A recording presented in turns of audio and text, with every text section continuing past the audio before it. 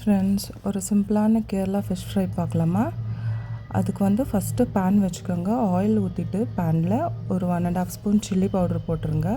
ஒரு 1/2 spoon turmeric powder, ஒரு 1/2 spoon salt போட்டிருக்கேன் நான். உங்களுக்கு டேஸ்ட்டுக்கு எவ்வளோ வேணும் அவ்வளோ சால்ட் போட்டுக்கோங்க ஃபிஷ்ஷுக்கு. போட்டுட்டு 3 நல்லா மிக்ஸ் பண்ணி விட்ட பிறகு அப்புறமா நீங்கள் வந்து ஸ்டவ் ஆன் பண்ணிக்கோங்க. ஏன்னா நெடி வரும். ஆன் பண்ணிவிட்டு நீங்கள் இந்த மசாலாலாம் போட்டால் நெடி வரும்.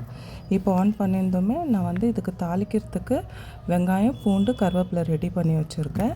எண்ணெய் சூடானதுமே அதில் வந்து நீங்கள் பூண்டு, வெங்காயம், கருவேப்பிலை போட்டு நல்லா ஃப்ரை பண்ணுங்கள். நல்லா ஃப்ரை பண்ணியிருந்தால் ஸ்லோ ஃப்ளேமில் வச்சு, எல்லாமே ஸ்லோ ஃப்ளேமில் வச்சு தான் ஃப்ரை பண்ணுங்கள்.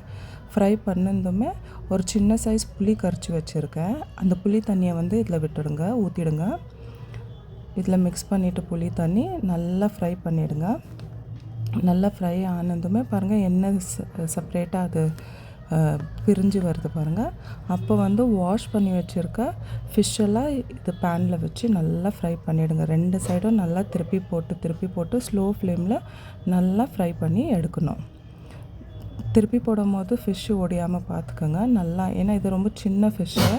நீங்கள் பெரிய ஃபிஷ் ஏதாச்சும் வாங்கி இந்த மாதிரி மசாலா வச்சு பண்ணுறேன்னா இதில் கொஞ்சம் ஜிஞ்சர் கார்லிக் பேஸ்ட்டு ஆட் பண்ணிக்கோங்க. அப்போ அதோட வாசனை, அந்த கவுச்சி வாசனைலாம் இருக்காது. இப்போ பாருங்கள் இது நல்லா ஃப்ரை ஆகிடுச்சு, ரெடி ஆகிடுச்சு. இது மேலே வந்து கொஞ்சம் கருவேப்பிலை தூவிட்டு சர்வ் பண்ண வேண்டியது தான். இப்போ தான் ஃபர்ஸ்ட் டைம் என்னோடய சேனல் பார்க்குறேன்னா சப்ஸ்கிரைப் பண்ணிவிட்டு பெல் பட்டன் ஆன் பண்ணிட்டு பாருங்கள். அப்போ தான் நான் போடுற ஒரு வீடியோவும் உங்களுக்கு நோட்டிஃபிகேஷன் வரும்.